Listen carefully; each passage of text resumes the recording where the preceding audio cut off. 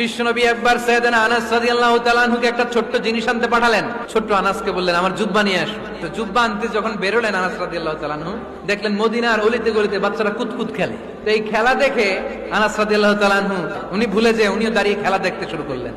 এখন ঘন্টার পর ঘন্টা যায়, আনাসও আসে না, জামাও আসে না। বিশ্বনবী ভাবলেন হায় রে, আনাস মনে হয় ভুলে গিয়েছে, কি আর করা, যাই নিজের জামা নিজেই নিয়ে আসি। বিশ্বনবী বের হলেন জামা আনতে।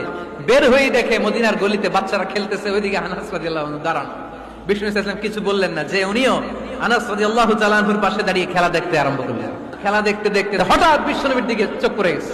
বিশ্বনবীর চোখের দিকে যখন সাইয়েদনা আনাস রাদিয়াল্লাহু তাআলা আনহুর চোখ পড়ে গেছে, সাইয়েদনা আনাস বলে আমার কলিজাটা এখান থেকে এইদিকে চলে আসছে।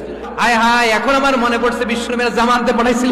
উনি বললেন বিশ্বনবী আমারে ধমক দেন নাই, বিশ্বনবী শুধু একটা হাসি দিয়েছেন। সাইয়েদনা আনাস বলে বিশ্বনবীর মুচকি হাসির শাসন মরার আগের দিন পর্যন্ত আমি আনাসকে সোজা রাস্তায় রেখেছি।